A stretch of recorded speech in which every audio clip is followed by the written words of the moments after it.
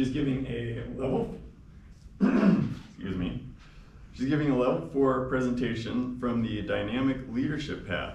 This speech is focused on delivering a change management plan. Before Maura reveals the change plan before she reveals the plan that she has enacted, she will discuss some of her personality traits and how they affect her despite desire for or against change. Please help me welcome Maura Durrant, Collaborative Change.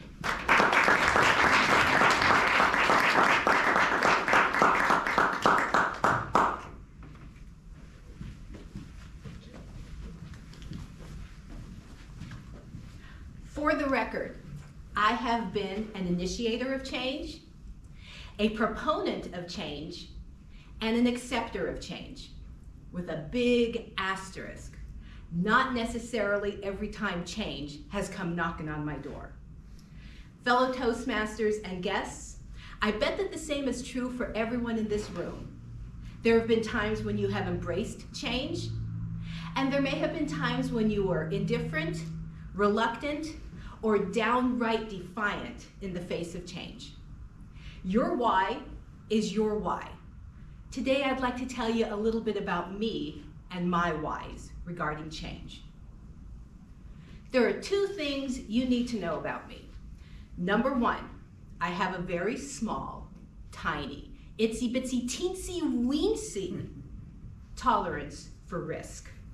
For instance, if I'm driving and need to make a left-hand turn on a somewhat busy street at an uncontrolled intersection, why would I want to do that when I can drive out of my way and make the left-hand turns of hate?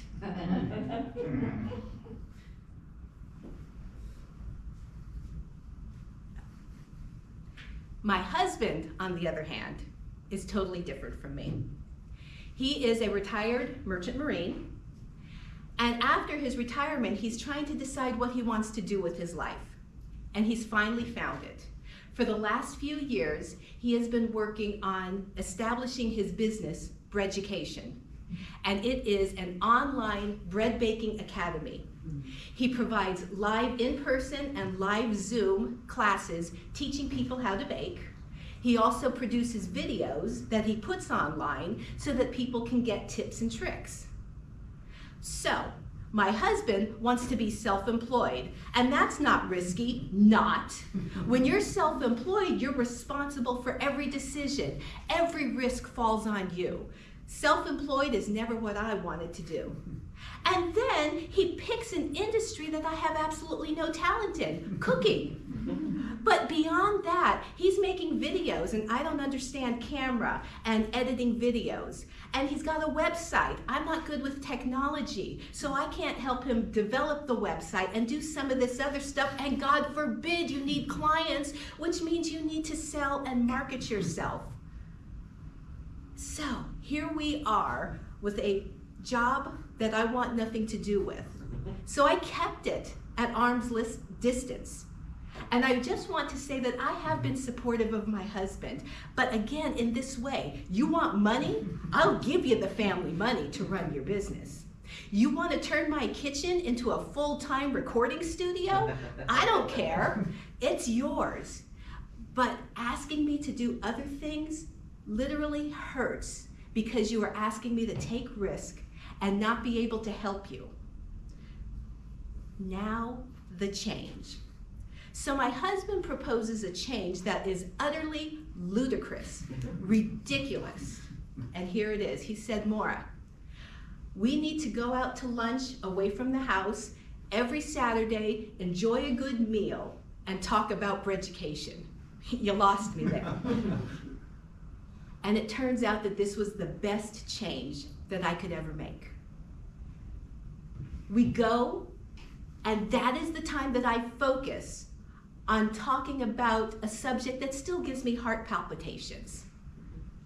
So I get to minimize when I'm thinking about risk. But more than that, I now can help my husband because I can put some of my skills to use. He can't plan worth a dime. but I can help him stay on his track, keep an agenda, get things checked off his list.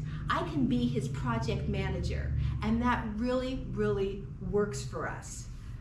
As a side note, we've been doing this now for a few months, and gotta say, maybe it's toot my horn, but John's business is taking off. He's got a few classes out there that he's already taught, and he's got people coming from out of state to participate in one of his classes. It's an exciting time, and I do like to be a part of it. But I still need to keep my distance. So the change is, when you collaborate on change, when you come in and you meet someone halfway and you don't do things their way, or you don't change because they want you to. But for me, when I change because I can help people and put my skills to use, I feel fantastic. I didn't think I was gonna do it, but I'm gonna make the Mount Everest analogy. There are some adrenaline junkies out there who want to climb Mount Everest.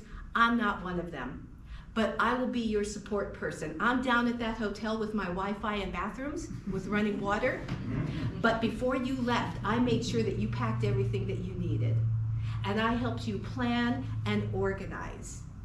And I'm doing what I can so that you can do what your big dream is. And I feel that John and I have made a fantastic change. And while I'm loath to do this, check out our website. To Breducation. Thank you very much.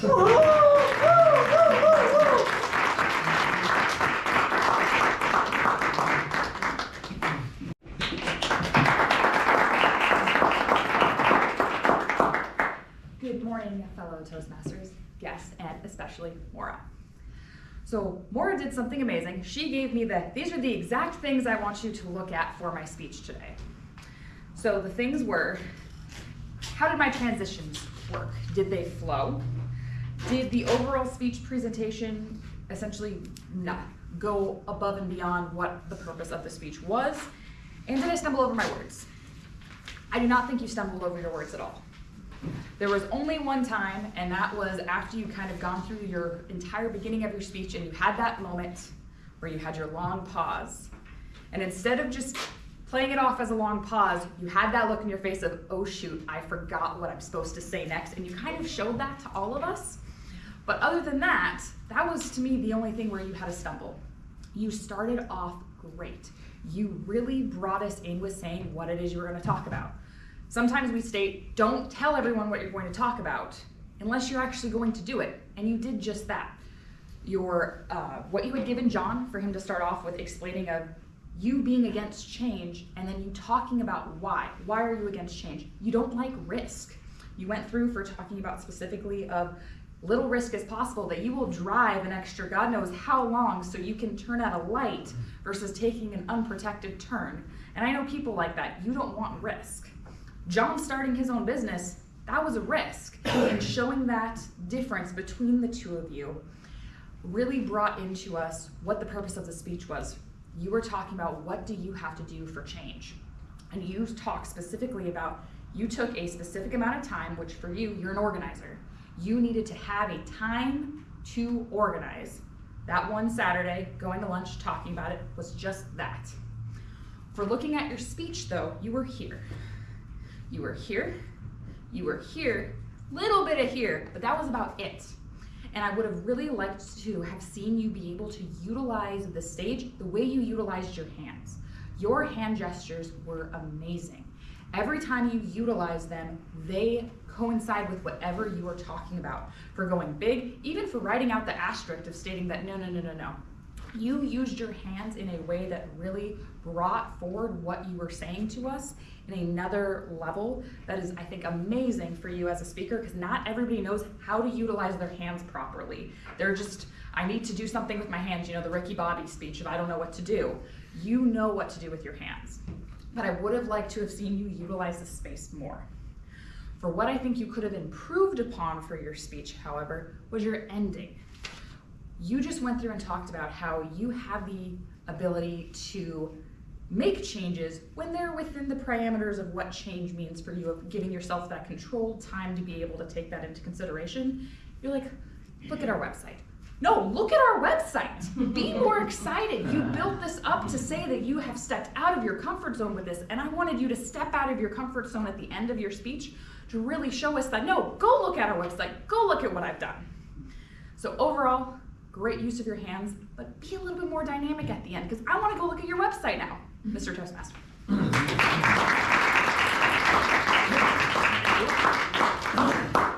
Next, Can I yes. say real quick? Not quite yet, it's still under development. Website is coming. All right. Next.